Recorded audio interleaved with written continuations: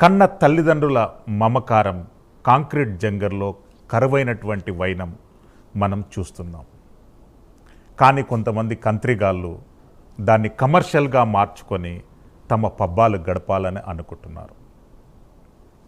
అబ్దుల్ కలాం అనాథ శరణాలయాలు లేనటువంటి భారతదేశాన్ని చూడాలని స్వప్నం కన్నాడు. కానీ కొంతమంది వాళ్ళ స్వార్థ ప్రయోజనాల కోసం తల్లిదండ్రుల మమకారాలను మార్కెట్లో పెట్టి అమ్ముతున్నటువంటి వైనం ప్రైమ్9 వెలుగులోకి తెచ్చింది.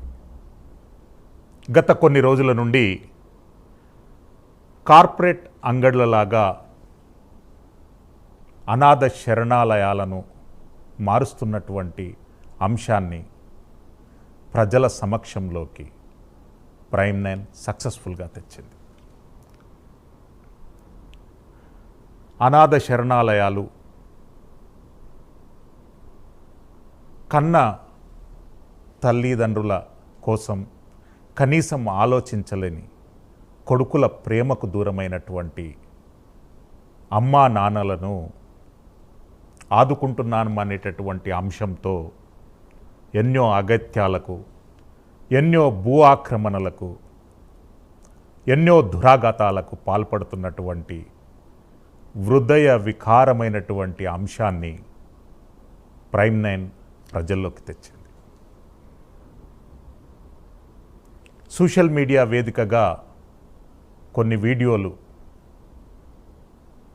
పూర్తిగా మనసును కలిచివేస్తున్నటువంటి వీడియోలు వైరల్గా మారినటువంటి అంశాన్ని ప్రైమ్9 ఒక టాస్క్గా తీసుకొని అక్కడ జరుగుతున్నటువంటి దురాగతాలను బయటపెట్టాలనుకుంది. నిస్సాయ స్థితిలో ఉన్నటువంటి వృద్ధులను విచక్షణ రహితంగా కొడుతున్నటువంటి వైనం వర్ణాతీతమైంది. సభ్య సమాజం తల వంచుకునేలా ఈ అంశాన్ని ప్రతి ఒక్కరూ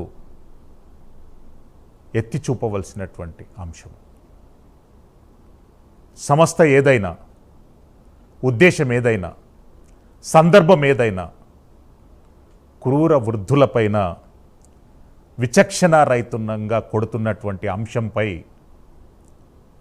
కొట్టినటువంటి వారిని, ఆ అవకాశం కల్పించినటువంటి వారిని, ఇందుకు ప్రోత్సహించినటువంటి వారిని ప్రజల సమక్షంలో ఎలాంటి శిక్ష వేసినా తప్పు లేదు అనేటటువంటి అంశాన్ని ప్రతి పౌరుడు మనసా వాచ కర్మన గుర్తించవలసినటువంటి అంశం. ఈరోజు డిబేట్ చేయాలంటనంటే భావోద్వేగమైనటువంటి పదాలు తప్ప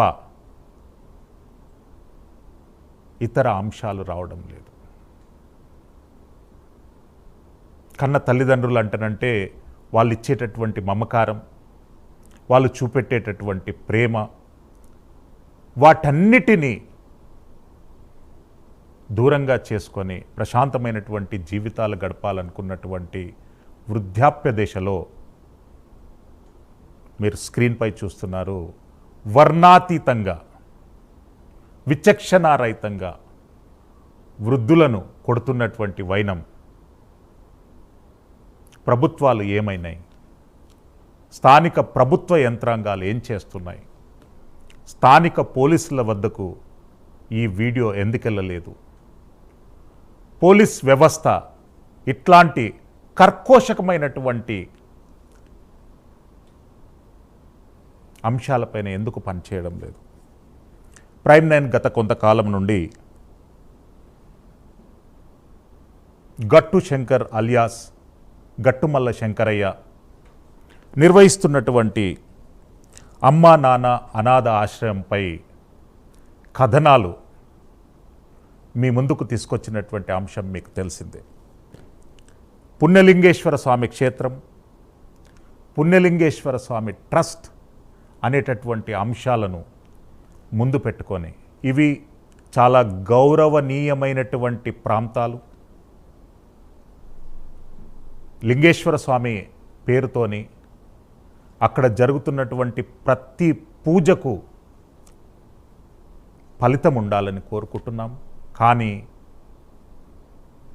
లింగేశ్వర స్వామి క్షేత్ర పరిసర ప్రాంతాలలో అభయం శుభయం తెల్వని వృద్ధులపై కొనసాగుతున్నటువంటి అరాచకాలను ఎవరు అడికడతారు, దీనికి కారణం ఎవరు అనేటటువంటి అంశాన్ని ఏకైక ఛానల్ ప్రైమ్9 మీ ముందుకు ఒక ప్రజా ఉద్యమంలా తీసుకొచ్చింది. ప్రజలు వచ్చినా రాకున్నా ఈ కర్కోశక అమ్మా నాన్న అనాథ శరణాలయాన్ని పేరుతో కొనసాగుతున్నటువంటి ఈ కంట్రీ బిజినెస్ను మాత్రం ప్రైమ్9 ప్రజాక్షేత్రంలోకి తీసుకెళ్తుంది. ఈరోజు ప్రత్యేక డిబేట్లో మనతో పాటు జీవన్ రెడ్డి గారు సామాజిక కార్యకర్త మనకు లైవ్లో అందుబాటులో ఉంటారు.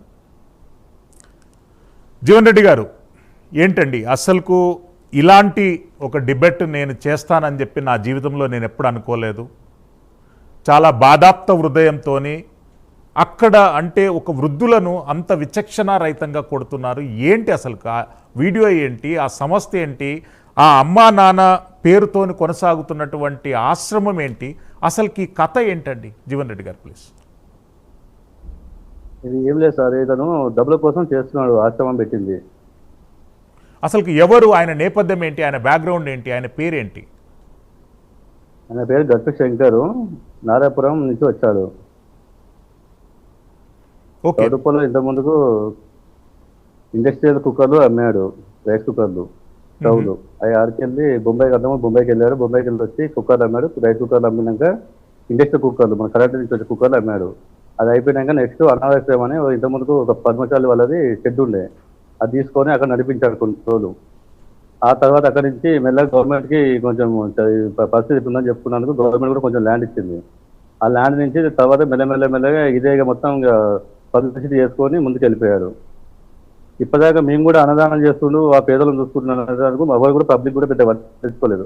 దీని తోడుగా ఇప్పుడు ఇతను ఏం చేస్తున్నాడంటే మళ్ళీ దేవుడిని తీసుకొచ్చాడు ముందుకు. పుణ్యలింగేశ్వర స్వామి టెంపుల్ కట్టి దేవుడి ముందు తెచ్చి ఇది ఒక రకమైన బిజినెస్ అవుతుంది. అంటే దేవుడి మీద దేవుడు ఎప్పుడైనా ఉండొచ్చు, ఎక్కడైనా ఉండొచ్చు, ప్రతి రాయిలో ఉండొచ్చు, ప్రతి పుట్టలో ఉండొచ్చు. అక్కడ దేవుని దేవాలయం కట్టడాన్ని మనం కూడా స్వాగతిస్తాం. నేను కూడా వస్తాను, ఒక కొబ్బరికాయ కొడతాను, దేవుడి ముంగట తల వంచుతాను, అది ఓకే. కానీ దేవుడి క్షేత్ర పరిసర ప్రాంతాలలో దయ్యాలు సృష్టిస్తున్నటువంటి అరాచకాన్ని మీరు ఒక్కసారి వీడియోలో చూడండి. జీవన్ రెడ్డి గారు, వృద్ధులను అంటే నిస్సాయ పరిస్థితుల్లో ఉన్నటువంటి వృద్ధులను, పెద్దవారిని అట్లా కొట్టడం ఎంతవరకు సమంజసం అంటారు? ఇది కరెక్ట్ కాదండి. ఇది మనకు ఇది ఏంటంటే ఇది ఒక మనం చూస్తుంటుంటేనే మనకే బాధ అనిపిస్తుంది ఆ వీడియో చూస్తుంటే. ఈ జనాలు కూడా కొంచెం మార్పు వస్తుంది. ప్రైమ్9 వల్ల చాలా వరకు మార్పు వచ్చింది పబ్లిక్ కూడా. ఇప్పటిదాకా దీన్ని బయటకు తెచ్చిన వాళ్ళు లేరు కాబట్టి ఇంతవరకు ఎవరికి ఇంత ధైర్యం లేదు. ఈ ప్రైమ్9 ముందుకు రావడం వల్లనే ఈరోజు ఇంత మంచి కార్యక్రమం ముందుకు వచ్చింది. అంటే స్థానికంగా ప్రజలు ఎట్లా స్పందిస్తున్నారు ఈ ఆశ్రమం పైన? స్థానికులు ఏమైందండి సార్, ఇతను మొత్తము డబ్బులతో మొత్తం కొనేశాడు సార్, సంస్థలు మొత్తం కొనేశాడు. జనాలు కూడా కొంచెం భయపడుతున్నారు. ఎందుకంటే మాకెందుకు వచ్చిన బాధ, మాకెందుకు వచ్చిన ఇది అని జనాల వల్ల కొంచెం భయం క్రియేట్ చేశాడు మొత్తము. ఎవరికైనా ఏమైనా చెప్దాం అనుకున్నా కానీ వాళ్ళని నెగిటివ్గా ప్రచారం చేస్తాడు. ఇప్పుడు మేము ఏమైనా చెప్పాలని వచ్చినాం అనుకో, మాకు నెగిటివ్గా క్రియేట్ చేస్తాడు, వీడియోలు పెడతాడు, అవి పెట్టి మొత్తం బ్లాక్మెయిల్ చేసేస్తాడు. ఎస్ జీవన్ రెడ్డి గారు, అంటే స్థానికంగా ఎంతోమంది యువకులు ఉంటారు, మహిళలు ఉంటారు, అక్కడ స్థానిక ప్రజాప్రతినిధులు ఉంటారు, స్థానికంగా ఉన్నటువంటి యువజన సంఘాలు ఉంటాయి. వాళ్ళెందుకు ప్రతిఘటించడం లేదు ఈ అంశం పైన, ఇంత క్రూరమైనటువంటి అంశం పైన? అంటే ఈ వీడియోలు ఇప్పుడు బయటకు రాలేదు సార్. ఇప్పుడు మీ ప్రైమ్9 వచ్చాక కొన్ని బయటకు వచ్చాయి, అంతకుముందు కూడా ఇవి బయటకు రాలేదు చాలా వరకు వీడియోలు. ఇప్పటి వరకు కొంతమందికి ఏంటంటే ఇతను డబ్బులు తింటున్నాను తెలుసు కానీ ఈ కొడుతున్నాడు అనే వీడియో కొన్ని బయటకి ఇప్పటిదాకా రాలేదు. ఈ రోజు అంటే మీ ప్రైమ్9 నుంచి బయటకు వచ్చాయి వీడియోలు. ఇవి జనాలకు కూడా ఆలోచన వస్తుంది అన్నట్టు. ఇప్పుడు నెక్స్ట్ ఏం చేద్దాం అని కొంత ఆలోచనతో కూడా ఉన్నారు జనాలు. కాకపోతే ఇప్పుడు నాకు తెలిసి 2020 ఈ వీడియోలు బయటకు వచ్చినాయి. అంతకుముందు ఎవరు బయటకు తీయలేదు వీడియోలు ఇప్పటిదాకా. ఎస్ జీవన్ రెడ్డి గారు, అంటే అక్కడ ఆశ్రమం ఏర్పాటు చేసుకోవడానికి ప్రభుత్వం ఎలాంటి అనుమతులు ఇచ్చింది? మాకు తెలిసిన సార్ అక్కడ 10 గుంటలు ఇచ్చింది సార్ ఫస్ట్. 10 గుంటలు ఇచ్చింది. కొంతమంది పెట్టుకోమని 10 గుంటలు ఇచ్చింది. తర్వాత 2 ఎకరాలు 3 ఎకరాల దాకా ఉంది కబ్జా మొత్తము. కానీ అది ఎన్ని ఈచ్ పర్మిషన్ ఉంది ఏందనేది మనకు లీగల్గా ఇంతవరకు కొంత తెలియదు మనకు ముచ్చట ఇదంతా. ఇవి బిడ్డింగ్ కట్టింది కూడా జనాలకు ఆల్రెడీగా డబ్బులు కట్టి ఇస్తారు కదా, చందాలు రాసి ఇచ్చిన వాళ్ళు, ఆ దాతలు ఉన్న వాళ్ళు వాళ్ళే ఇచ్చినాయి ఎన్ని మొత్తం. సొంతంగా అతను పెట్టుకుంది ఏం లేదు. ఇతను వచ్చినప్పుడు ఇతను కూడా ఏం లేదు సార్. ఫస్ట్ స్టార్టింగ్ లో పెట్టిన మీకు కాదండి, అంటే జీవన్ రెడ్డి గారు, అంటే జీవన్ రెడ్డి గారు, మన రాజ్యాంగం లోపట ప్రభుత్వం లోపట ఒక ఆశ్రమం ఏర్పాటు చేయాలంటే కొన్ని అనుమతులు, కొన్ని ఇవ్వవలసినటువంటి పర్మిషన్స్ అనేటటువంటి ఉంటాయి. అట్లాంటివి అమ్మా నాన్న అనాథాశ్రమానికి ఎలాంటి అనుమతులు ఉన్నాయి? ఇది అనుమతి లేదు సార్. ఇది ఒక మానసిక వికలాంగులకి కొంచెం సెంటిమెంట్ వల్ల ఎవరు అడగలేకపోతారు సార్ వీటిని. ఎందుకంటే అతను పెడుతున్నాడు మానసిక వికలాంగులకే కదా అన్న ధోరణిలో ఎవరు కూడా దాని గురించి పట్టించుకోవట్లేరు. ఈ రోజు కొన్ని వీడియోలు కానీ కొంచెం ఇంత డబ్బులు, ఇంత జిఎస్టీ కడుతుండు, ఇంత ఇన్కమ్ ట్యాక్స్ అనేది ఇప్పటిదాకా ఎవరు తెలియదు జనాలకు. ఈరోజు తెలిసింది కాబట్టి జనాల్లో మార్పు వస్తుంది అన్నట్టు. ఇప్పటిదాకా ఈ ముచ్చటంతా ఎవరు తెలియదు. ఇప్పుడు మీరు బయట తీసుకొచ్చిన ఈ ముచ్చట తెలియదు. 1 కోటి 2 కోట్లు 3 కోట్లు వస్తుందో, వాళ్ళ అందం అవుతుందో, లాస్ట్కు అతని మంది కొంచెం ఏమవుతుందో అనుకోరు. కానీ ఇప్పుడు 15 కోట్లు బయట పడే 15 కోట్లు వస్తుంది. బ్లాక్ ఎంత వస్తుందో ఎవరికి తెలియదు ఇంకా. అంటే ఈ వైట్ బ్లాక్ క్లత్ ఏంటంటే జీవన్ రెడ్డి గారు, నాకు అర్థం కాలేదు. వైట్ ఏంటి, బ్లాక్ ఏంటి? అంటే ఇప్పుడు జిఎస్టీ ఇన్కమ్ ట్యాక్స్ కడుతుందే 15 కోట్లు వస్తుంది సార్ జిఎస్టీ ఎంట్రీలోనే. మళ్ళీ బ్లాక్ అంటే మామూలుగా జనాలు ఏం చేస్తారు, కొంతమంది బియ్యం దానం చేస్తారు, కొంతమంది డబ్బులు దానం చేస్తారు, వైట్ క్యాష్, కొంతమంది నూనెలు దానం చేస్తారు, కొంతమంది మళ్ళీ ఉప్పు పప్పులు, డ్రై ఫ్రూట్స్, పండ్లు, అంటే ఎవరు తోచిన వాళ్ళు. ఇప్పుడు ఇల్లు కడుతున్నామంటే, రూమ్ కడుతున్నామంటే ఇక్కలు ఇచ్చే వాళ్ళు ఇక్కలు దానం చేస్తారు, గణిత దానం చేస్తారు, సిమెంట్ దానం చేస్తారు, ఇట్లా ఇచ్చేవాళ్ళు ఇస్తారు. అవి అనేది వైటే కదా సార్. బ్లాక్ లో బ్లాక్ అనేది ఇదంతా ఇవ్వని తెలియదు జనాలకు. జీవన్ రెడ్డి గారు, మీరేమో గట్టు శంకర్ అని అంటున్నారు, మరి ఇక్కడ రికార్డులలో మొత్తము శ్రీ శంకర్ గురూజీ అని ఆయన పేరు ప్రస్తావించారు. ఏంటి ఈ వ్యత్యాసం ఏంటి? ఈ శంకర్ గురించి అనేది కూడా ఈ 3-4 ఏళ్ళ సందే ఉంది సార్. పుణ్యలింగేశ్వరం కట్టే స్టార్టింగ్ నుంచే పేరు వచ్చింది, అంతకుముందు లేదు సార్. అంతకుముందు కూడా వేరే సంస్థని లీజు అంటే వేరే మనం కొంతమంది దేవుడు ఉంటారు కదా సార్. మనం ఇప్పుడు ఎట్లా అంటే అన్నపూర్ణేశ్వర స్వామి వేరే ఇప్పుడు ట్రస్ట్ వాళ్ళు వీళ్ళకు టైఅప్ అయినప్పుడు ఒక 4-5 ఏళ్ళ కింద వేరే వాళ్ళు టైఅప్ అయ్యి మొత్తం వాళ్ళే బెటరీ చూసుకున్నారు. తర్వాత వాళ్ళని పక్కకు దూసేసి ఇతనే ఇప్పుడు కొత్తగా ఇతని సొంతంగా ఇప్పుడు ఒక పేరు పుణ్యలింగేశ్వర స్వామి టెంపుల్ పెట్టి వీటిని కొత్తగా ఒక పేరు పెట్టేశాడు మార్కెట్లో ఇప్పుడు. ఎస్, ఇప్పుడు అక్కడ ఆయన ఆశ్రమంలో ఎంతమంది వృద్ధులు ఉంటున్నారు జీవన్ రెడ్డి గారు? మీ దగ్గర ఏమన్నా వివరాలు ఉన్నాయా? మాకు తెలిసిన సార్ ఒక 300 నుంచి ఇప్పుడు వరకు నాకు తెలిసి 300 మంది ఉంటారు. వాళ్ళని కొత్త వాళ్ళని తీసుకొచ్చినా కూడా జాయిన్ చేసుకోరు సార్. ఇంకోటి ఎవరు వచ్చారు ఎవరు పోతారు అనే రికార్డు కూడా కరెక్ట్ ఉండదు. ఎవరు ఇప్పుడు గ్రామ పంచాయతీ కానీ మున్సిపాలిటీ కానీ దీనికి ఎంత బాధ్యత అనేది కూడా ఎవరికి లేదు ఇంతవరకు. వచ్చిన వాళ్ళు ఎవరు ఇంతమంది ఉన్నారు మా దాంట్లో వీడియో తీసి కనీసం ఎక్స్ప్లెయిన్ చేస్తే పోయిన వాళ్ళు మిస్ అయిన వాళ్ళు కూడా వచ్చి చూస్తున్నట్టు కూడా ఛాన్స్ లేదు. ఎందుకంటే అందరూ ఒకసారి గుంపులు చూపిస్తారు. ఒక్కొక్కరు వీడియో తీసి ఒక్కొక్కరు ఫోటో తీసి టీవీలలో కానీ ప్రెస్ మీడియా కానీ మామూలుగా ఫ్లెక్స్లలో కట్టి గోడ మీద పెట్టి ఫోటో ఉంది ఇట్లా పలానా వాళ్ళు అని చూస్తుంటే మా సొంత ఒక మానవత ఉన్న కూడా ఒక ఫోటో తీసి కూడా గ్రూప్లలో పెట్టి ఛాన్స్ కూడా లేకుండా అయింది. లోపలికి వచ్చిన వాళ్ళని కూడా ఎవరిని తీసుకోడు. కొత్తగా ఏమైనా తీసుకోవాలంటే వీఐపీగా అంటే లాస్ట్ పోలీస్ స్టేషన్ నుంచి ఇన్ఫర్మేషన్ తీసుకుంటాడు. అందుకే ఎంతమంది బయటికి వెళ్ళిపోతారో కూడా ఎవరికి తెలియదు. ఎందుకంటే ఇంతకుముందు కంటే సెక్యూరిటీ ఉంది కానీ ఇంతకుముందు అసలే లేదు. రోడ్డు మీద వచ్చేవాళ్ళు పోయేవాళ్ళు వచ్చేవాళ్ళు అన్నట్టు ఉండేది. ఎస్, జీవన్ రెడ్డి గారు మళ్ళీ వస్తాను. మనతో పాటు శంకర్చారి గారు ఉన్నారు, బీఆర్ఎస్ పార్టీ సీనియర్ నాయకులు. శంకర్చారి గారు, ఏంటి అక్కడ జరుగుతున్నటువంటి అంశాలు ఏంటి? గట్టు శంకర్ గారు ఏ రకంగా శంకర్ గురుజా మారారు, ఏమైనా వివరాలు ఉన్నాయండి మీ దగ్గర? Yes, first of all prime 9 TV channel వారికి హృదయపూర్వకంగా అభినందనలు తెలియజేస్తున్నానండి. ఎందుకంటే ఇది గత 15 రోజుల క్రితం ఒక బ్రేకింగ్ న్యూస్ లాగా స్క్రోలింగ్ వచ్చింది.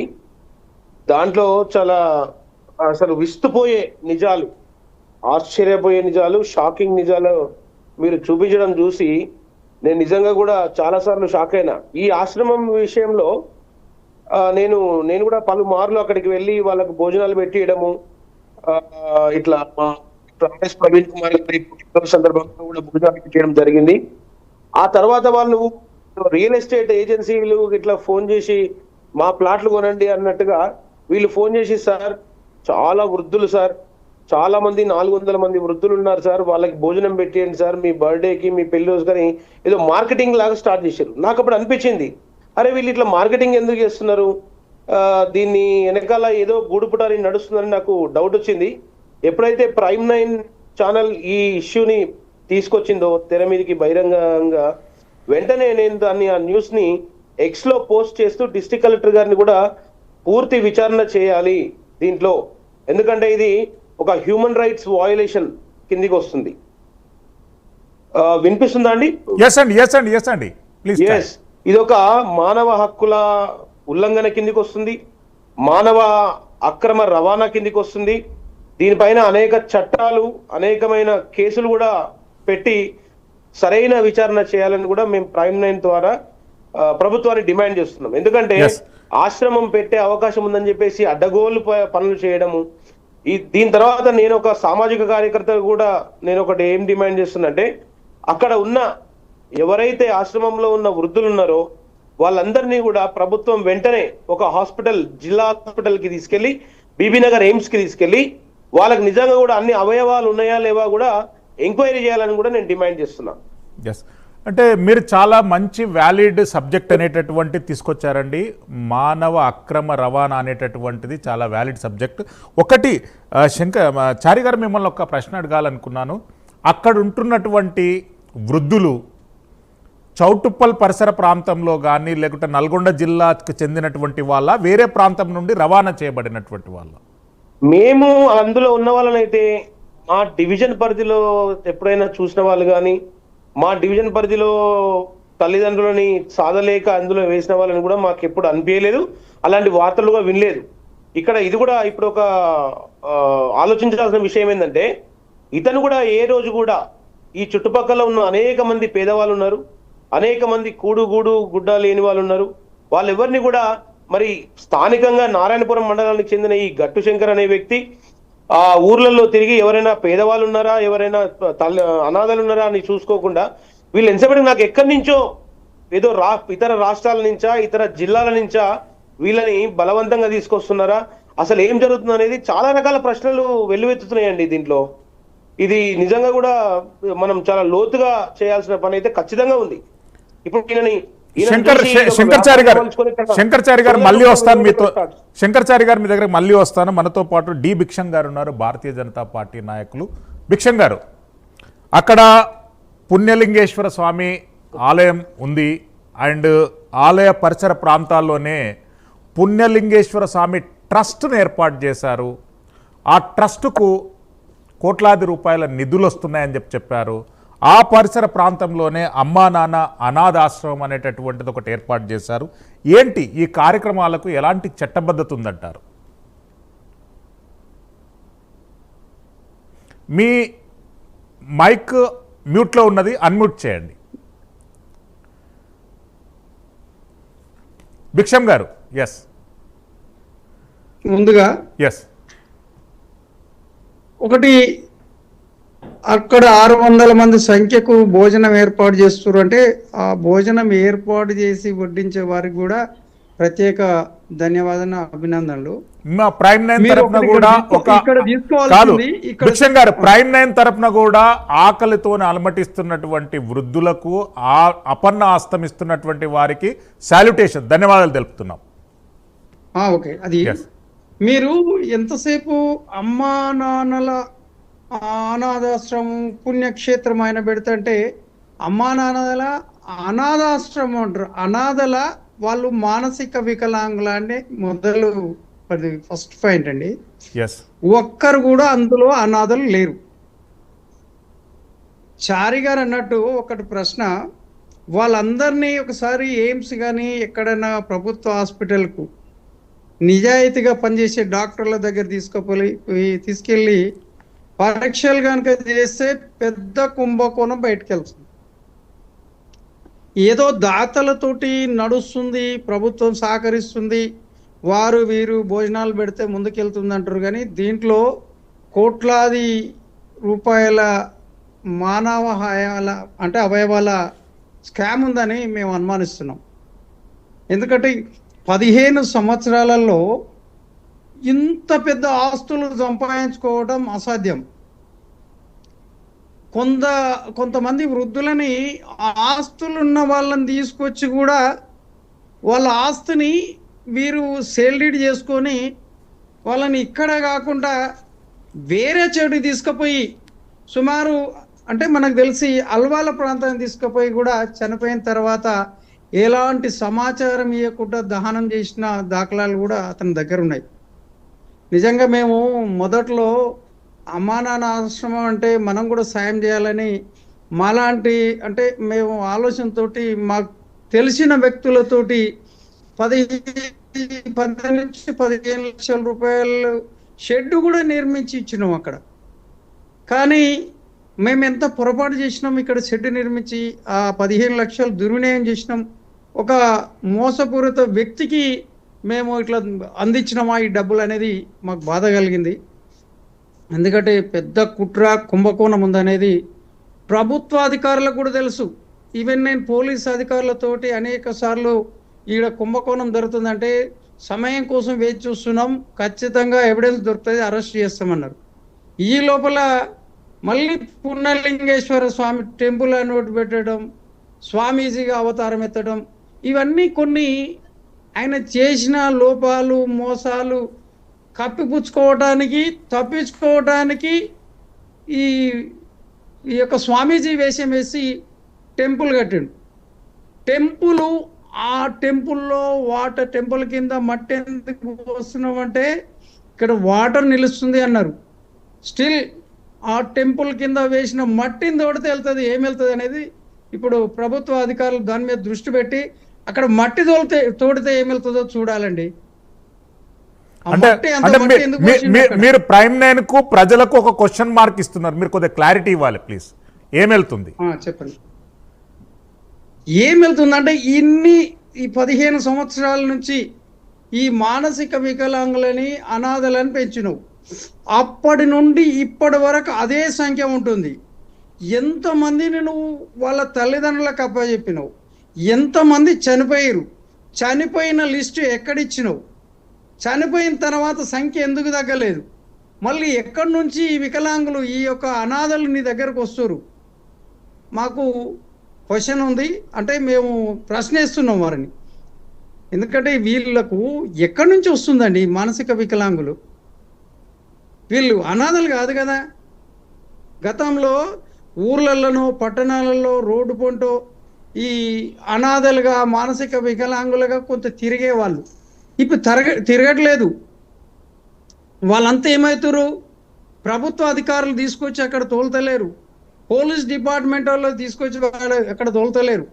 వీళ్ళ దగ్గరికి ఈ సంఖ్య ఎట్లా పెరుగుతుంది, వచ్చిన సంఖ్య ఎట్లా మాయమవుతుంది? మరి వాళ్ళు ఎక్కడ చనిపోతే ఎక్కడ పూడ్చిపెట్టినావు, ఎక్కడ దానం చేసినావు, వాళ్ళ చనిపోయిన సర్టిఫికెట్లు ఏవి, అయిన తర్వాత సంఖ్య ఎంత తగ్గింది ఎంత పెరిగింది? ఆ యొక్క చనిపోయిన ప్లేస్లలో ప్రభుత్వం ఇచ్చే రేషన్ బియ్యం ఎందుకు తగ్గట్లేదు? కొత్త వారికి ఏ విధంగా వస్తుంది, వాళ్ళ నామ్స్ ఏంది, వాళ్ళు ఎక్కడి నుంచి వచ్చారు, ఏమన్నా డాటా ప్రభుత్వ అధికారుల దగ్గర ఉందా? మేము ఆ గతంలో ఆర్డీఓ గారిని అడిగినాం, గతంలో ఏసీపీ గారిని అడిగినాం. అవునండి, ఇది వాళ్ళు బయటికి వెళ్తే రోడ్ల మీద ఇబ్బందికరంగా ఉంటుందని మేము కొద్దిగా ఓపిక పడుతున్నాం. ఇది చాలా లోతుకు ఆలోచించవలసిన విషయం. ఏదో రోజు దొరుకుతారు, లోపల పడతాడు అనేది సంకేతం ఇచ్చారు. దానికోసం వెయిట్ చేస్తున్నారు. స్థానిక అధికారుల నుండి, స్థానిక ప్రభుత్వ అధికారుల నుండి ఎలాంటి స్పందన ఉంది ఈ వ్యవహారం మీద? ప్రస్తుతానికి చౌటుపల్లి లోకల్ కలెక్టర్ ఆఫీస్ నుంచి వచ్చారు సార్. లోకల్ మన డాక్టర్ వాళ్ళు వచ్చి వెరిఫికేషన్ చేసుకొని మామూలుగా ఇంకా మనకి రిపోర్ట్ ఏమిటో తెలియదు. ఒక వారం అవుతుంది అనుకుంటా, వారం కింద వచ్చారు. మన ఇక్కడ లోకల్ కాటంరాజు సార్ అని ఒక ఆయన డాక్టర్ ఇక్కడ ఇన్ఛార్జ్ మొత్తము, ఆయన వచ్చి చెక్ చేశాడు. మరి ఏం రిపోర్ట్ వచ్చింది మనకి ఇంకా తెలియదు. ఆ రోజే మన మీడియా వాళ్ళని కూడా తిట్టాడు, బయట వాళ్ళని కూడా, నాటు వాళ్ళని కూడా ఎవరైనా అడిగితే కూడా తిడుతున్నాడు. అంటే మన దాన్ని ఏమంటారు, ర్యాష్ భయపెట్టడు, ఇంకేదైనా చేస్తాడు. ఇప్పటికైనా ఏం లేదు సార్, చౌటుపల్లిలో ఉన్న అనాథాశ్రమంలో ఎంతమంది ఉన్నారో అంతమంది ఆధార్ కార్డులు వాళ్ళకు ఐడెంటిఫై చేసి వాళ్ళు ఎక్కడికి వెళ్ళి వచ్చారు. చౌటుపల్లిలో తీసుకోడు, లోకల్లో ఇంతవరకు రాలేదు కాబట్టి బయటికి వెళ్ళి వస్తారు, బయటికి వెళ్ళిపోతారు. అది ఎంత ఏమైతుందో ఎవరికి తెలియదు కాబట్టి ఇప్పటికైనా మున్సిపాలిటీ లిస్ట్ పెట్టేసి అక్కడ ఎంతమంది వస్తారు ఎంతమంది పోతారు అని ఒక టీంని కొత్తది స్టార్ట్ చేస్తే బాగుంటుంది నా కోరిక. నెక్స్ట్ ప్రైమ్ 9 న్యూస్ వల్ల కూడా మాకు ఈరోజు ఒక మంచి కార్యక్రమం చేశారు సార్. ఇది మీకు ధన్యవాదాలు. మన అందరికీ కూడా మంచిది ప్రోగ్రామ్ అయితే నా దేశంలో వరకు అయితే. ఎస్ శంకర్చారి గారు, సోషల్ మీడియాలో వైరల్గా ఒక వీడియో అనేటటువంటిది వైరల్గా మారింది. వృద్ధులను అనాథ ఆశ్రమ నిర్వాహకులు విచక్షణారహితంగా కొడుతున్నటువంటి వీడియో అనేటటువంటిది ప్రతి ఒక్కరిని కన్నీటి పర్యంతంగా మార్చినటువంటి వీడియో. ఈ వీడియో స్థానికంగా ఉన్నటువంటి పోలీసులకు ఎందుకు చేరలేదు, రెవెన్యూ అధికారులకు ఎందుకు చేరలేదు? ప్రభుత్వము కోట్లాది రూపాయలు సాంఘిక సంక్షేమం పేరు మీద జిల్లాలో కొన్ని వ్యవస్థలు ఉన్నాయి, యంత్రాంగాలు ఉన్నాయి, వాటన్నిటికీ ఈ వీడియో ఎందుకు చేరలేదంటారు? ఎస్, ఈ విషయం నిజంగా కూడా చాలా బాధాకరం అండి. దీన్ని బట్టి చూస్తే ప్రభుత్వానికి ఎంత శ్రద్ధ ఉంది, ఎంత కమిట్మెంట్ ఉంది అనేది మనకు అర్థమవుతుంది. వాళ్ళ నిర్లక్ష్యపు ధోరణితోటి ఒక హోమ్లో ఆశ్రమం పేరిట, అనాథ ఆశ్రమం పేరిట ఇంతమంది అందులో కుక్కి వాళ్ళ పేరు మీద బోలెడన్ని కోట్ల రూపాయలు దోపిడీ చేసి వాళ్ళని అక్కడ విచక్షణారహితంగా కొట్టుకుంటూ మానవత్వం లేకుండా బయటికి మాత్రం వాడు ఒక సినిమా స్టార్ లాగా తిరుగుకుంటూ మాకు తెలిసింది రీసెంట్ గా ఏదో పెద్ద క్లబ్బా ఏదో పెట్టిండని కూడా తెలిసింది, దాదాపు కోట్ల రూపాయలు పెట్టి. ఇంత జరుగుతుంటే ఎందుకు ఈ ప్రభుత్వం కానీ, సీనియర్ సిటిజన్స్ డిపార్ట్మెంట్ ఏం చేస్తుంది, పోలీస్ డిపార్ట్మెంట్ ఏం చేస్తుంది, రెవెన్యూ డిపార్ట్మెంట్ ఏం చేస్తుంది? అంటే ఎవరు ఎట్లన్నా చావని ఏమన్నా పోని మన దగ్గరికి ఇష్యూ రాకుంటే చాలని అనుకుంటున్నారా? ఇప్పటికీ కూడా నేనేమంటున్నా, మీ ఛానల్ ద్వారా ఇది ఇంత వైరల్ అయినప్పుడు ఎంత పెద్ద ఎత్తున ఇష్యూ చేయాలండి? ఆర్డీఓ గారు రావాలి, ఇక్కడ ఏసీపీ గారు రావాలి, అక్కడ జాయింట్ కలెక్టర్ రూరల్ ఇన్స్టిట్యూషన్స్ రావాలి, డిస్ట్రిక్ట్ వెల్ఫేర్ ఆఫీసర్ రావాలి. వీళ్ళందరూ వచ్చిరా? మొక్కుబడిగా లోకల్లో ఉన్న డాక్టర్ కాటంరాజును పంపిస్తే కాటంరాజు ఏం చేశాడు? కాటంరాజుకి ఏం పవర్స్ తెలుసు? కాటంరాజు గారికి ఏం చట్టాల గురించి అవగాహన ఉంది చెప్పండి? వీటిపైన మాలాంటి సామాజిక కార్యకర్తలు ఉన్నారు, ఇటు కొంత ప్రతినిధులను వీళ్ళందరినీ తీసుకెళ్లి కూర్చోబెట్టి అసలు ఏం జరిగింది, ఇందాక భిక్షం గారు అన్నట్టు, రెడ్డి గారు అన్నట్టు వాళ్ళ దగ్గర అసలు ఏం ఆధార్ కార్డులు ఉన్నాయి, వాళ్ళు ఎక్కడి నుంచి వచ్చిర్రు, ఎక్కడికి పంపించిర్రు, చనిపోయిన వాళ్ళ లెక్కలేంది, బ్రతికున్న వాళ్ళ లెక్కలేంది, ఇవన్నీ కూడా చెప్పాలి కదా. వీటిపైన కేవలం లోకల్లో కాటంరాజును పంపిస్తే కాటంరాజు ఏం చేస్తారు? కలెక్టర్ కి ఏం కమిట్మెంట్ ఉంది? ఈ ప్రభుత్వానికి ఏం కమిట్మెంట్ ఉంది? ఆర్టీఓ లెవెల్లో జరగాలి ఇది. సో దీన్ని మేము తీవ్రంగా ఖండిస్తున్నాం. భిక్షం గారు, ఈ ఒక దురాగతాన్ని భారతీయ జనతా పార్టీ ఎట్లా అడ్రస్ చేయబోతుంది? ఎలాంటి మీ ప్లాన్ ఆఫ్ యాక్షన్ ఉండబోతుంది ఈ అంశం పైన? సార్, మీ సిస్టమ్ మ్యూట్లో ఉన్నది, అన్మ్యూట్ చేయండి భిక్షం గారు ప్లీజ్. అన్మ్యూట్లో ఉందండి. ఎస్ మాట్లాడండి ప్లీజ్. ఎస్, మొదటగా మేము వీళ్ళకు ఈ కన్స్ట్రక్షన్ కు ఎన్ఓసి ఎవరు ఇచ్చారండి? అంత పెద్ద బిల్డింగ్ కు అలాంటి టెంపుల్ కట్టుకోవడానికి ఎన్ఓసి ఎవరు ఇచ్చారు? తర్వాత ఈ పోలీసు వాళ్ళు, ఈ టీచర్లు కొడితేనే, దొంగలను పోలీసు వాళ్ళు కొడితే, విద్యార్థులకు చదువు రావడానికి టీచర్లు కొడితేనే వెంటనే సస్పెండ్ చేస్తారు. ఒక అనాథలు అంటున్నాము, మరి వాళ్ళు మానసిక వికలాంగులని ఇంత దారుణంగా కొడుతుంటే అన్నీ తెలిసి ఈ వీడియోలు చూసి నాకేంది పట్టనట్టు వ్యవహరిస్తున్న అధికారులది మొదటగా తప్పండి. వాళ్ళు యాక్షన్ తీసుకుంటే, ఇటువంటి వాళ్ళ మీద యాక్షన్ తీసుకుంటే కొద్దిగా అడ్డుకట్టేయచ్చు. ఈయన ఇది ఒక్కటే కాదు, ఇంకో బ్రాంచ్ ఇబ్రాహీంపట్నంలో ప్రారంభించిండనేది కూడా సమాచారం వచ్చింది.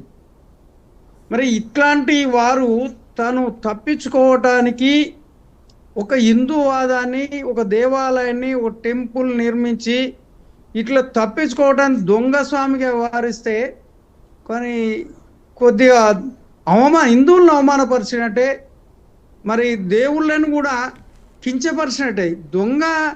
ఇలాంటి దొంగ ఒక పుణ్యక్షేత్రము, ఒక పుణ్యలింగేశ్వర స్వామి టెంపుల్ అని పెట్టి నేనే స్వామీజీని, నేనే గురూజీని అని తప్పించుకోవాలని ప్రయత్నం చేస్తుండు. ప్రజలు ఎన్నడూ గ్రహిస్తారో ఆ రోజు ఇతనికి సరైన ట్రీట్మెంట్ ఉంటుంది. దానికి ఎన్ఓసి ఇచ్చిన అధికారుల మీద కూడా తక్షణం చర్యలు తీసుకోవాలంటున్నాం. ఒకవేళ ఎన్ఓసి ఇవ్వకపోతే ఆపేసేయండి అన్ని. మరి అటువంటి అప్పుడు, ఇంత అవినీతి జరుగుతున్నప్పుడు, ఇంత పెద్ద కోట్లాది రూపాయల ఆస్తులు కబ్జా పెడుతున్నప్పుడు స్థానిక అధికారులు ఎందుకు చర్యలు తీసుకుంటలేదని మేము ప్రశ్నిస్తున్నాం. దాని చుట్టూ ఉన్న ప్లాట్లని తన అనుచర గణంతో ఫోన్లు చేయించి బెదిరించి అక్కడ ఉన్న 10,000 రూపాయల గజం ఉంటే 2,000 కాడికి కొంటున్న అనేది సమాచారం వచ్చింది. వాళ్ళు భయభ్రాంతులకు గురై ఎంతకో అంతకు వదిలేసి వెళ్ళిపోతున్నారు. ప్రభుత్వ భూమితో పాటు చుట్టూ ఉన్న ప్లాట్లను కూడా కబ్జా చేసి ఇంత పెద్ద స్కామ్ నిర్వహిస్తుందంటే పోలీసు కానీ, రెవెన్యూ డిపార్ట్మెంట్ వాళ్ళు కానీ, ఇంకా సంబంధిత కలెక్టరు, ఆర్డీఓ ఏం చేస్తున్నట్టు. కాబట్టి మేము అనేక సార్లు దృష్టి తీసుకుపోయినా కానీ ఇది దాటవేసుడు ప్రయత్నం చేస్తున్నారు. మీలాంటి ప్రైమ్ 9 న్యూస్ ధైర్యంగా ముందుకొచ్చి ఈ విధంగా డెబిట్ పెట్టి వాళ్ళ అవినీతిని బయట పెడుతున్నారంటే ముందుగా మేము హ్యాట్సాప్ చెప్తున్నాం. మిమ్మల్ని ఆదర్శంగా తీసుకొని మీ న్యూస్ చూసి అయినా కానీ అధికారులు స్పందించి ఇలాంటి దొంగ స్వామిని అరెస్ట్ చేయాలి, మన హిందూ మత ధర్మాన్ని కాపాడాలని కూడా మేము మీ ద్వారా తెలియజేసుకుంటున్నాం. భిక్షం గారు, మనతో పాటు హెచ్ఆర్సి శ్యామ్ గారు ఉన్నారు, సామాజిక కార్యకర్త. శ్యామ్ గారు, it's a clear violation of the human rights. What is your plan of action on it? System మ్యూట్లో ఉన్నదండి, అన్మ్యూట్ చేయండి శ్యామ్ గారు please. First of all prime 9 వాళ్ళకి అట్లే ప్యానల్ వాళ్ళకి నమస్కారం అండి. ప్రైమ్ 9 ఎంచుకున్న టాపిక్ చాలా సెన్సిటివ్ టాపిక్ అయినా సరే చాలా రిస్క్ తీసుకొని ఈ టాపిక్ ఎంచుకోవడం ఒక అభినందించాల్సినది. ఇక్కడ ఫస్ట్ ఆఫ్ ఆల్ ఏంటంటే ఈ అమ్మా నాన్న అనాథాశ్రమం అని పెట్టారు. ఈ అమ్మా నాన్న అనాథాశ్రమం అంటే అనాథలు ఉంటురా, మతి సింతం లేని వాళ్ళు ఉంటురా అన్నది క్లారిటీ రావాలి. ఎందుకంటే ఒక ఆశ్రమము ఒకే ప్రాసెస్ లో అనేది నడుస్తుంటది. అది అనాథాల పైన అయినా కానీ, లేదా సీనియర్ సిటిజన్స్ అయినా కానీ, లేదా మతి సింతం లేని వాళ్ళకి అసలం కింద నడవాలి. అయితే ఇక్కడ గ్రూప్ ఆఫ్ పీపుల్ అంటే హ్యాండిక్యాప్డ్ వాళ్ళు అందరినీ ఉన్నారు, అదే విధంగా సీనియర్ సిటిజన్స్ ఉన్నారు, మతి సింతం లేని వాళ్ళు ఉన్నారు. ఈవెన్ మనకి గతంలో హైదరాబాద్ నుండి బెగ్గర్స్ ని తీసుకురావడం కూడా జరిగింది. అలాంటి వాళ్ళు కూడా అక్కడే ఉన్నారు. అయితే మతి సింతం లేని వాళ్ళతోటి మిగతా వాళ్ళని ఇక్కడ కలిపి ఉంచడం చట్టరీత్యా నేరం. అయితే ఒక మతి సింతం లేని వాళ్ళని తీసుకురావాలంటే దానికి కొన్ని లీగల్ ప్రాసెస్ అనేవి ఉన్నాయి. అయితే ఈ లీగల్ ప్రాసెస్ అనేది ఇప్పటి వరకు ఆశ్రమం వాళ్ళు ఏ రోజు కూడా పాటించినట్టయితే లేదు. ప్లస్ మతి సింతం లేని వాళ్ళ కోసం ఏర్పాటు చేయాలి ఒక సంస్థని అంటే ఖచ్చితంగా అది నేషనల్ ట్రస్ట్ యాక్ట్ సెక్షన్ 12 ప్రకారం అది రిజిస్టర్డ్ అయి ఉండాలి. దానికి అనుగుణంగా వాళ్ళు లీగల్ ట్రైన్డ్ ఎంప్లాయీస్ అనేది ఉండాలి. అందులో ఉన్న ఎంప్లాయీస్ ఎవరైతే ఉన్నారో వాళ్ళు ఎంతమంది ట్రైన్డ్ అనగా అన్నది ఎవరికి కూడా తెలియదు. ప్లస్ మతి సీమితం లేని వాళ్ళకి లేడీస్ ఉన్నారు, ప్లస్ జెంట్స్ ఉన్నారు. వీళ్ళని సపరేట్ గా ఉంచడానికి కూడా బిల్డింగ్ అనేది సపరేట్ బిల్డింగ్ అనేది లేదు. ప్లస్ వాళ్ళు ఎవరు అక్కడ ఏం జరుగుతుంది అనేది క్లారిటీ అనేది మనం ఆశ్రమం చూసినట్టయితే మనకు తెలుస్తుంది. అయితే ముఖ్యంగా చెప్పుకోవాల్సింది ఏంటంటే ఇది టోటల్ వైలేషన్ ఆఫ్ డిసెబిలిటీస్. ఎందుకంటే ఇక్కడ మధ్యస్థిత లేని వాళ్ళే కాకుండా వికలాంగులు కూడా ఉన్నారు. ఈ వికలాంగులకి కావాల్సిన మెడికల్ ట్రీట్మెంట్ వేరే ఉంటది, మధ్యస్థిత లేని వాళ్ళకి కావాల్సిన ట్రీట్మెంట్ వేరే ఉంటది. దీన్ని అందరూ కూడా క్లబ్బింగ్ చేయడం వల్ల ఏమవుతుందంటే మంచి ఉన్న వ్యక్తిని కూడా ఈ మధ్యస్థిత లేని వాళ్ళతో పెట్టడం వల్ల వాళ్ళకి కూడా మెంటలీగా డిస్టర్బ్ అయ్యే చాయిస్ అనేది ఎక్కువ ఉంటది. Hello, yes we are following you, please continue. అయితే ఇక్కడ ఇంకోటి గమనించాల్సింది ఏంటంటే ప్రైమ్ 9 ఎప్పుడైతే ఈ న్యూస్ టెలికాస్ట్ చేయడం స్టార్ట్ చేసిందో అలా ఉన్న పనిచేసిన వ్యక్తులు కూడా ముందుకు రావడం జరిగింది. అయితే ఇక్కడ ముందుకు వచ్చిన వాళ్ళని మనం విజిల్ బ్లోవర్స్ అని అంటాం. అంటే ఒక వ్యవస్థలో జరుగుతున్న అక్రమాలను బయట పెట్టే వాళ్ళని విజిల్ బ్లోవర్స్ అంటాం. అయితే విజిల్ బ్లోవర్ ప్రొటెక్షన్ యాక్ట్ 2014 ప్రకారం వాళ్ళకి ప్రొటెక్షన్ అనేది ఉండాలి. అయితే ఎవరైతే విజిల్ బ్లోవర్స్ అని చెప్పి మనకి ముందుకు వచ్చారో ఆశ్రమం గురించి చెప్పడానికి వచ్చే వాళ్ళని వాళ్ళ గురించి వాళ్ళు తప్పుగా వీడియో చేసి వాళ్ళు పెట్టేసరికి ముందుకు వచ్చే వాళ్ళు కూడా రాకుండా జరగడం అవుతుంది. శ్యామ్ గారు సారీ ఫర్ ఇంటరప్ట్ యూ.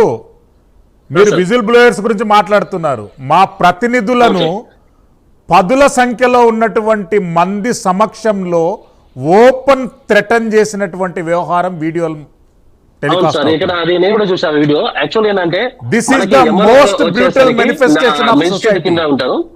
ఆ మేజిస్ట్రేట్ ఎగ్జిక్యూటివ్ మేజిస్ట్రేట్ ఆ మేజిస్ట్రేట్ ముందే ఒక రిపోర్టర్ ఇంకోటి ఏంటంటే మీ ఛానల్ కంప్లైంట్ అనేది చేయడం జరిగింది. ప్లస్ ఇష్యూని బయట తీసుకొస్తున్న వాళ్ళు కాబట్టి మీ దగ్గర ఉన్న ఇన్ఫర్మేషన్ సంబంధిత అధికారులకు ఇవ్వాల్సిన బాధ్యత మీకుంది. ఆ ఇన్ఫర్మేషన్ వాళ్ళు ఇచ్చే సమయంలో మీరు ఏ విధంగా ఇస్తున్నారని చెప్పి వాళ్ళ మీద థ్రెటన్ చేయడము, వాళ్ళ మీద వీడియోస్ చేయడం చట్టరీత్యా చాలా పెద్ద నేరము. ఇదేంటంటే ఎవరైతే మా గురించి తప్పుగా ఎవరైతే వాళ్ళ గురించి చెప్తారో వాళ్ళని తప్పుగా చూపించి వాళ్ళని బ్యాక్ చేయాలన్న ఉద్దేశంతో ఆశ్రమం ముందుకు రావడం అనేది ప్రతి ఒక్కరు గమనించాల్సింది. ఏంటంటే ఫస్ట్ ఆఫ్ ఆల్ తప్పు చేయనప్పుడు వాళ్ళు తప్పు లేదని చూపించుకోవాలి. కానీ ఇక్కడ ఏంటంటే తప్పును చూపించే ప్రతినిధుల పైన, వచ్చిన అధికారుల పైన చేసే ఇప్పుడు మన జీవన్ అన్న గారు అతను ఏం చేశాడు, అక్కడ జరుగుతున్న విషయాలను తెలియజేశారు. అతని పైన కూడా వీడియో రావడం జరిగింది. ఈ విధంగా వీడియో చేసినప్పుడు వాళ్ళ మీద ఎందుకు సంబంధిత అధికారులు కేసు ఎందుకు రిజిస్టర్ చేస్తున్నారు? ఎందుకంటే విజిల్ బ్లోవర్ ప్రొటెక్షన్ యాక్ట్ ఖచ్చితంగా ఎవరైతే ఎవిడెన్స్ ఇస్తున్నారో వాళ్ళని ప్రొటెక్షన్ చేయాల్సిన బాధ్యత వాళ్ళది. వాళ్ళు డైరెక్ట్ గా థ్రెటనింగ్ చేస్తారు. శ్యామ్ గారు అండ్ శంకర్చారి గారు, భిక్షం గారు, మరి జీవన్ రెడ్డి గారు, నేను ఒకసారి లైవ్ లో ఇప్పుడు గట్టు శంకర్ గారికి అలియాస్ శ్రీ శంకర గురుజీ గారికి ఫోన్ చేయాలని అనుకుంటున్నాను. ఎవరైనా నంబర్ ఉంటే చెప్తారండి ప్లీజ్. నా దగ్గర అయితే పాత నెంబర్ ఉంది సార్, ప్రజెంట్ నెంబర్ అయితే లేదు. ఆశ్రమం అయితే శంకర్చారి గారు ఎవరైనా చెప్పండి, ఎవరైనా నంబర్ ఇస్తే I want to talk to that gentle man. ఆశ్రమం నెంబర్ ఉంది, శంకర్ నెంబర్ లేదు. ఒక్కసారి అన్న భిక్షమన్న దగ్గర ఉండొచ్చు. చూస్తున్నానా ప్లీజ్.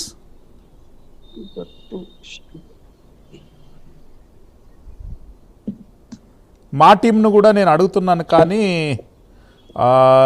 అంటే ఒకసారి మనం మాట్లాడుకోవడం, ఆయన వర్షన్ కూడా తీసుకోవడంలో తప్పు లేదు కదండి. మనం అటు ఇప్పుడు ఇంత హ్యూమన్ వైలేషన్ జరుగుతుంది, ఆయన జవాబుదారీగా ఉన్నారు కదా, ఆయన అడగవలసిన అవసరం ఉంది కదా. భిక్షం గారు, ఐఎమ్ వెయిటింగ్ ఫర్. నేను 15 days అయింది మన ప్రైమ్ 9 లో వచ్చి, తను ఓపెన్ గా ముందుకొచ్చి మీడియా ముందుకొచ్చి ఇప్పుడు మేము అడుగుతున్న ఆ అనాథల గురించిన డీటెయిల్స్ ఆయన చెప్పొచ్చు కదా. అంటే వాళ్ళు ఎవరో కాదండి, మా చుట్టుపక్కల గ్రామాల వాళ్ళే అని చెప్పొచ్చు. లేదండి నా దగ్గర క్లియర్ డాటా ఉందని చెప్పొచ్చు. ఇవేవి చెప్పకుండా ఆయన ఇంకా ఆ అరాచకాలని కంటిన్యూ చేస్తూ వాళ్ళని కొడుతూ ఇంకా వాళ్ళ టెలికాలర్స్ ఫోన్లు చేస్తేనే ఎవరు. రీసెంట్ గా కూడా మా ఫ్రెండ్స్ కి నిన్న కూడా నేను గట్టు శంకర్ గారితో నేను ఫోన్ కలిపానండి. yes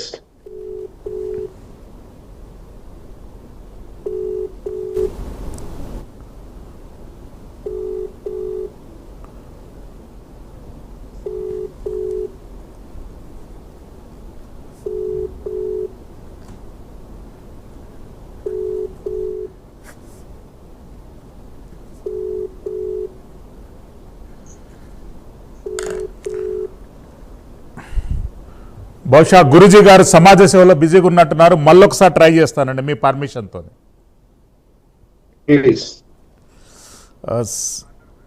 7659934.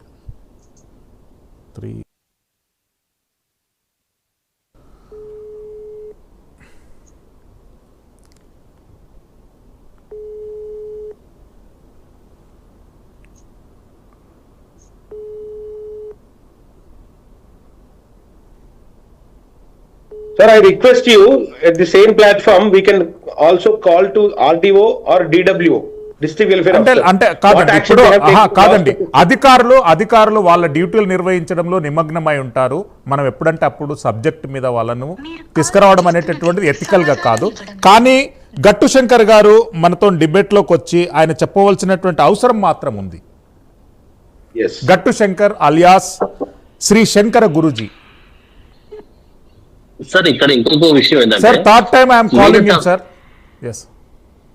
ఇంకోటి ఏంటంటే సార్, ఇప్పుడు ఆశ్రమంలో ఎంతమంది ఉన్నారో అంతమంది డీటెయిల్స్ ఖచ్చితంగా వాళ్ళ వెబ్సైట్ లో ప్రొవైడ్ చేయాలని చెప్పి జ్యుడిషియరీ వాళ్ళు చాలాసార్లు చెప్పడం జరిగింది.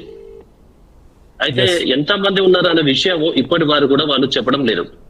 వాళ్ళ ఫోటోస్ డీటెయిల్స్. ఇంకోటి ఏంటంటే చనిపోయిన వ్యక్తిది ఎప్పుడు చనిపోయాడు, అతనికి సంబంధించిన డీటెయిల్స్ ఏమున్నాయో ఖచ్చితంగా పేపర్ స్టేట్మెంట్ అనేది ఉండాలి, డెత్ సర్టిఫికేట్ అనేది ఉండాలి. అలాంటివి ఏవి కూడా ఆశ్రమం వాళ్ళు చేస్తున్నట్టయితే మనకి ఎప్పుడు కూడా ఉపయోగలేదు. ఎందుకు ఈ ఆశ్రమం వాళ్ళు వాళ్ళ సభ్యులు ఏది అందులో ఉన్న 650 మంది డీటెయిల్స్ వెబ్సైట్ లో పెట్టలేదు అనేది ఖచ్చితంగా నిర్వాహకులు చెప్పాల్సింది.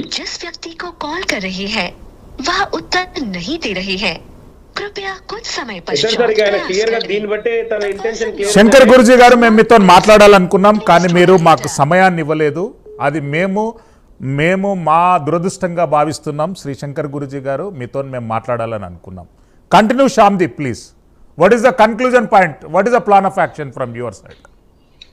సార్ వాస్తవానికి ఏంటంటే ఇది ఖచ్చితంగా జ్యుడిషియల్ ఎంక్వైరీ అనేది జరగాలి సార్. ఎందుకంటే మతి సీమితం లేని వాళ్ళని జాయిన్ చేసుకోవాలంటే ఖచ్చితంగా కోర్టు పర్మిషన్ లేనిది జాయిన్ చేసుకునేది అనేది లేదు. హలో అయితే హలో ఇంత- హలో హలో హలో ఎవరు? అమ్మ శంకర్ గురుజీ గారు ఉన్నారా? లేరండి, రాంగ్ నెంబర్.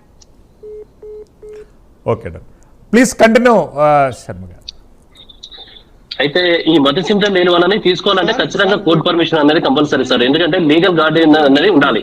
ఎందుకంటే వాళ్ళు ఫ్యామిలీ లేదు కాబట్టి ఖచ్చితంగా వాళ్ళని ఎవరు బాధ్యత వహిస్తారు అనేది ఖచ్చితంగా లీగల్ గార్డియన్ అనేది ఉండాలి. అయితే ఆ లీగల్ గార్డియన్ లేకపోవడం వల్ల ఈ అక్రమాలు అనేది జరుగుతుంది కాబట్టి ఖచ్చితంగా ఏంటంటే దీనికి జ్యుడిషియల్ ఎంక్వైరీ కంపల్సరీ చేయాలి అనేది మాది. అంటే మనం చేసినటువంటి నంబర్ను రాంగ్ డయల్గా అభివర్ణించడానికి ఇదొక కుట్ర. అంటే మేము జనరల్గా మేము ఇట్లాంటివి చేస్తుంటాము, ఇది తప్పు నంబర్ అంటని చెప్పుకోవాలని అనుకుంటారు.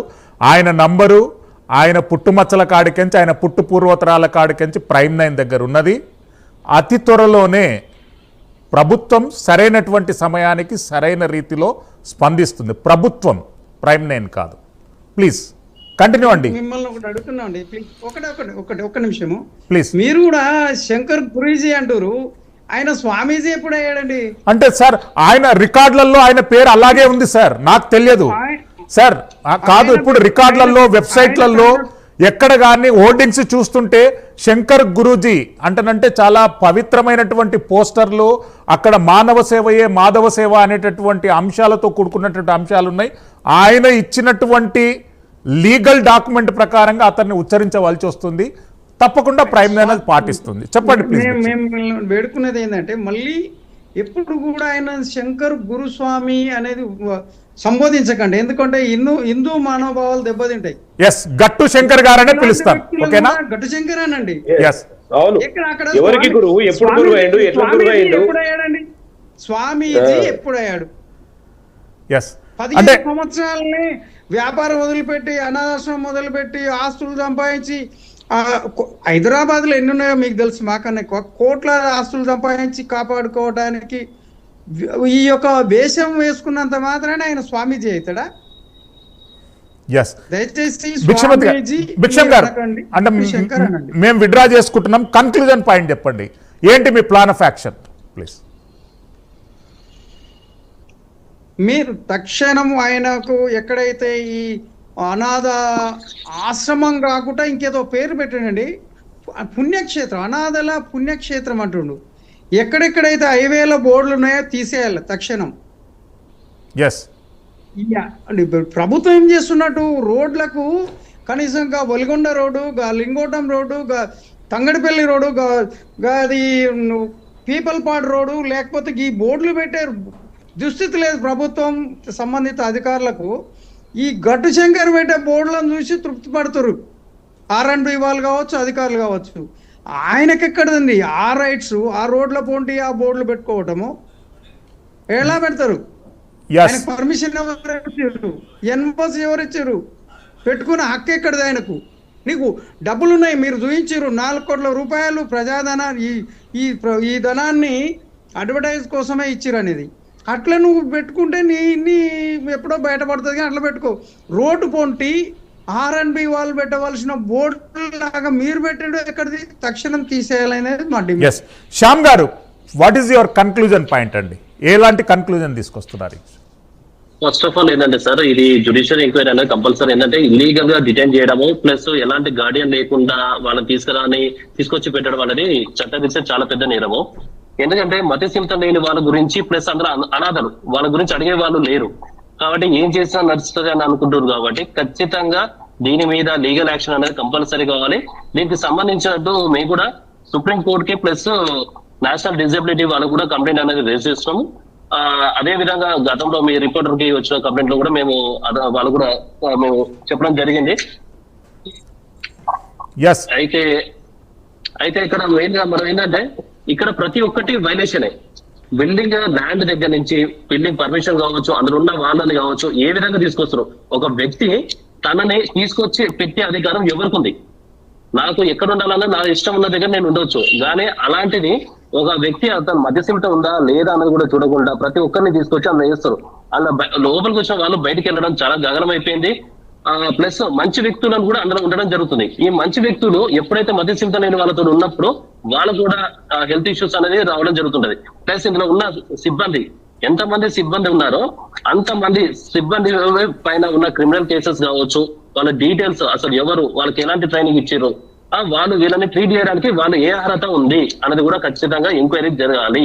నెక్స్ట్ ఒక ఆశ్రమాన్ని స్టార్ట్ చేయడానికి ఇప్పుడు అది సొసైటీ యాక్ట్ కింద ఉంది. ఇంకోటి ఏంటంటే గట్టు శంకర్ పేరు మీద కూడా లేదు, గట్టు శ్రావణి పేరు మీద ఉంది ఆశ్రమం. నెక్స్ట్ అందులో పనిచేసే గణేష్ సో వాళ్ళ పేరు మీద ఉంది.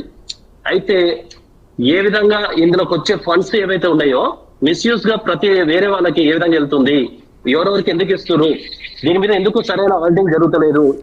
థ్యాంక్ యూ శ్యామ్ గారు, థ్యాంక్ యూ భిక్షం గారు, శంకర్చారి గారికి, జీవన్ రెడ్డి గారికి ధన్యవాదాలు తెలియజేస్తున్నాం. ప్రైమ్ 9 కొనసాగిస్తున్నటువంటి ప్రజా ఉద్యమానికి ప్రతిస్పందించినటువంటి ప్రతి ఒక్కరికి శనార్థులు, మనస్ఫూర్తిగా దండాలు పెడుతున్నాం.